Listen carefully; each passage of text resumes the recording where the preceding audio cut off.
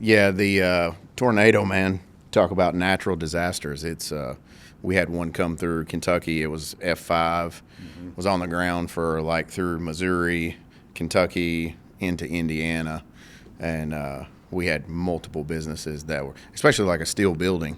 It's amazing how fast they can just completely level it. All that's left is concrete. Yeah, it's unbelievable. The way that we were impacted by it, our buildings were also steel in the back, and now, as I was just saying, our plant 7 is all concrete walls, and it's a bigger. Oh, nice. It's a bigger footprint, of course. They do stand-up walls.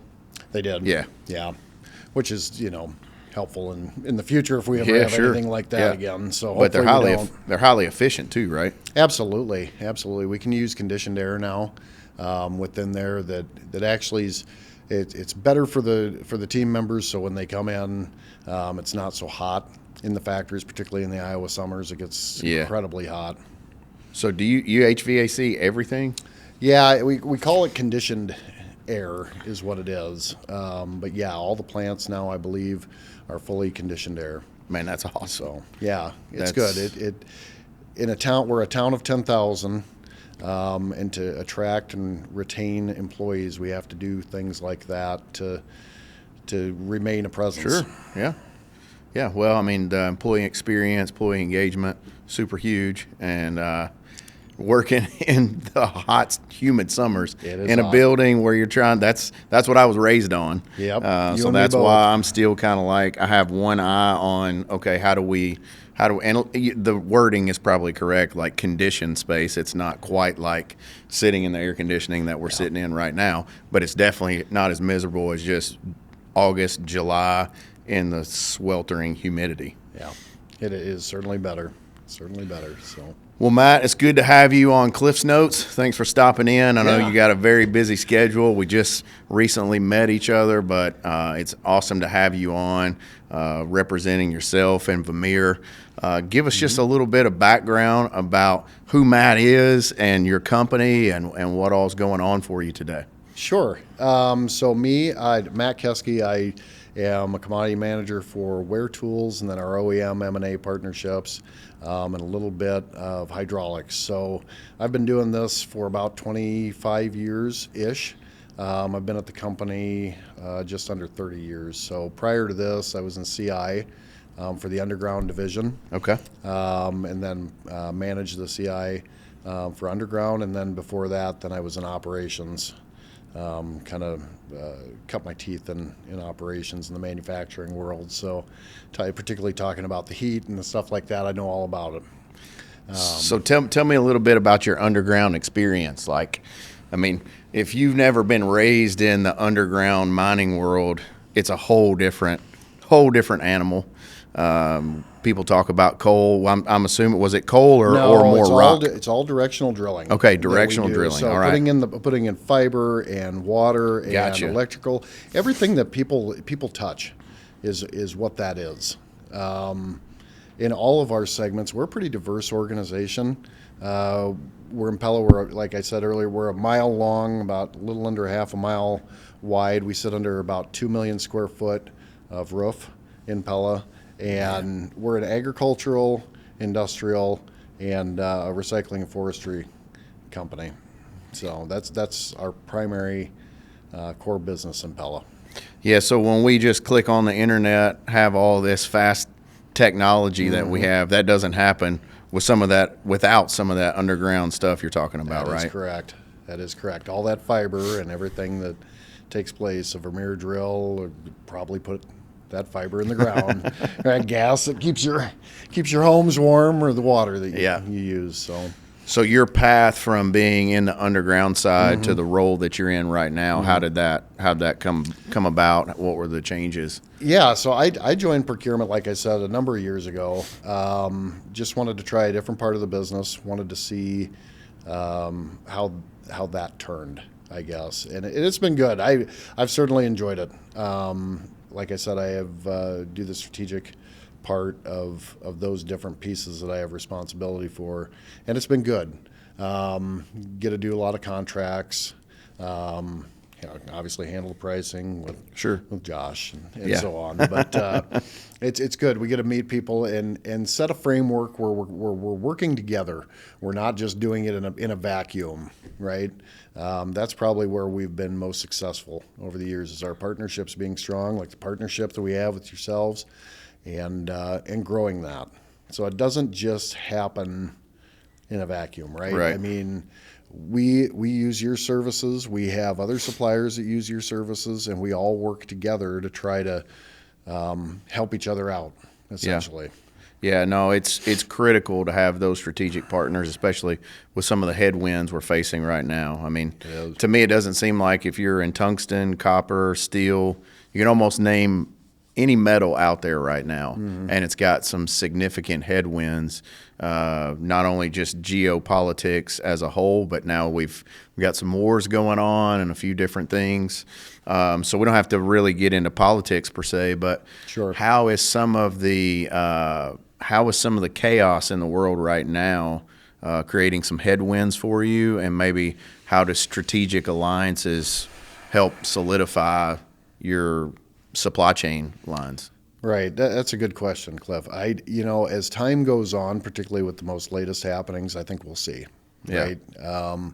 It just depends. If you'd asked me that question 20 years ago, it'd have been a much different landscape. I mean, you'd see the stock market plummet and things like that, and it's a different landscape today than it was 20 years ago. Yeah.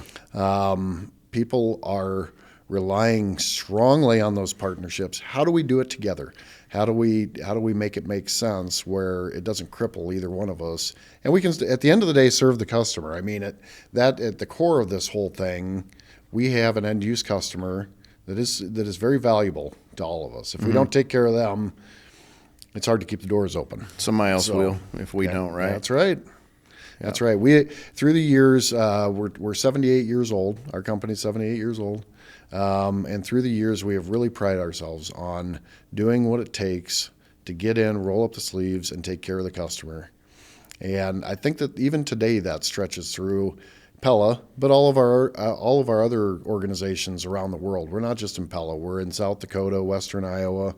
We're building another location in Des Moines, 300,000 square feet in Des Moines, just to grab a talent pool, if you will. Sure.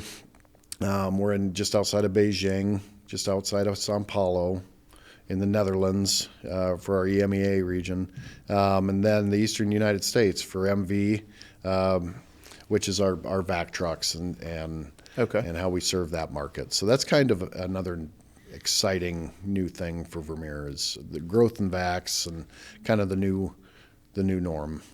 Yeah, so Vermeer is very diversified in terms of the industries that they're in. So you're not just, I mean, somebody might see a Vermeer stump grinder. That's something that I think about. Sure.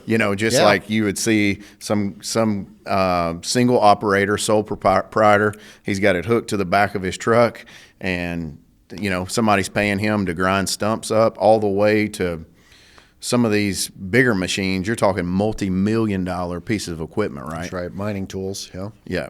So let's go back to mining just a little bit, because that's a little bit of, I know that you guys were involved in that, but I think of more ag really when I think of Vermeer. So just kind right of from the hay baler. Yeah. I mean, everything from that just to trenching.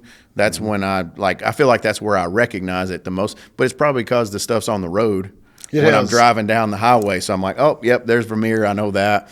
But obviously underground, I would never even see that. So because underground for me speaks more to coal mining, and that's a little bit different type of underground. So when we're talking about drilling for fiber, what type of equipment are we talking about? Yeah, it's a horizontal directional drill that we do. And we can do the curb to house stuff all the way up to the big 72-inch pipeline machines, and it's the bigger equipment. But we try to be the sole source to the customer, from the parts that they consume all the way to the big machines that they buy. We want them to know that they can trust us and come to us for constant support whenever it's needed. So it doesn't matter if it's the machine itself, the steels that operate it, or the tools. You can take them soup to nuts. That's right. We're super vertically integrated. And along the way, we've built that vertical integration into our different product groups, and aftermarket parts, of course, has been very good for us and growing significantly over the past couple of years, and it continues to grow. So it's been good. It's been very good. That's awesome. Yeah. What is there anything of note that's going on in Vermeer now that you're like, hey man, this in the last couple years, this segment has really taken off for us, or this is really starting to shine? What's anything you can share in that area? Probably, yeah. The drills are always really very good, but they continue to be very strong this year. Any of the underground work that we do, so that's kind of where you guys come into play with a lot of the stuff that you do. With the hard facing that we put on drill heads, and it's all the ground engaging drill, the front end of the work, so to speak. That part has really started to grow and really take off. A lot of government money is being released to support that, which is great for the contractors, of course. And then we're left with the challenge: how do we support them best, right, and be that sole source.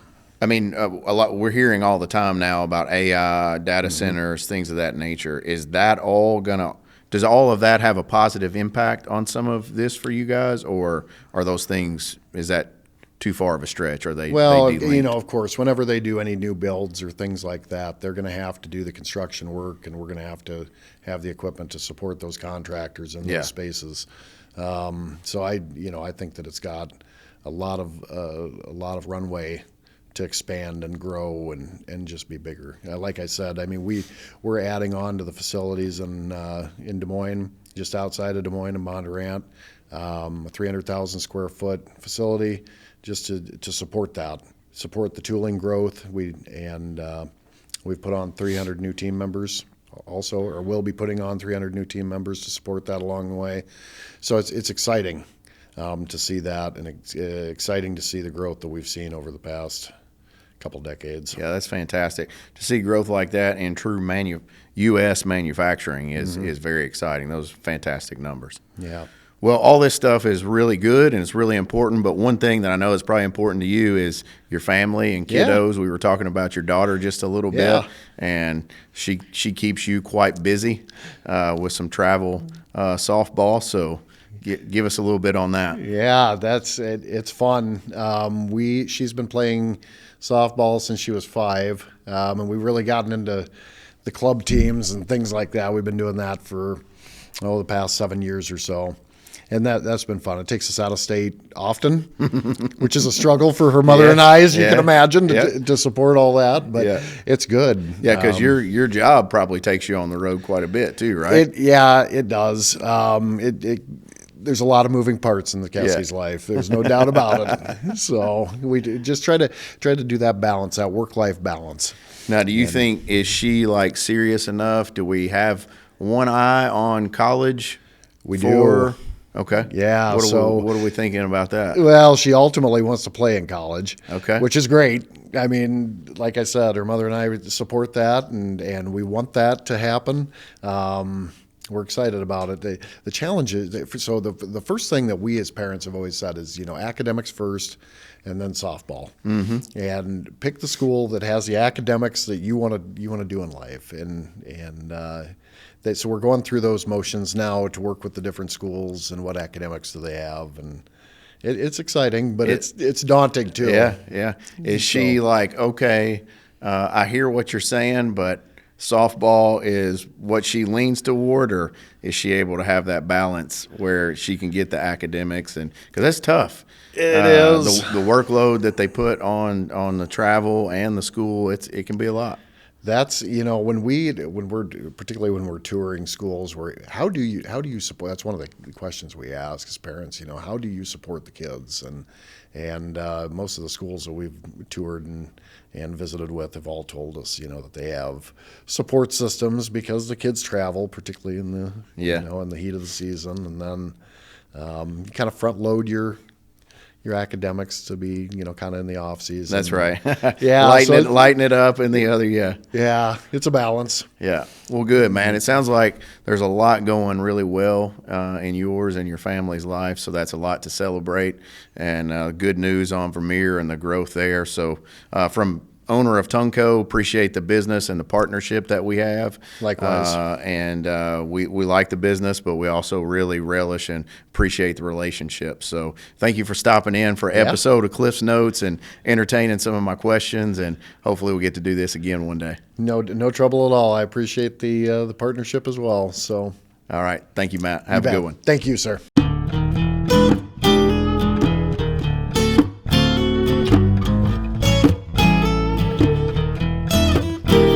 Cliff's Notes, Cliff's Notes, Cliff's Notes, Cliff's Notes.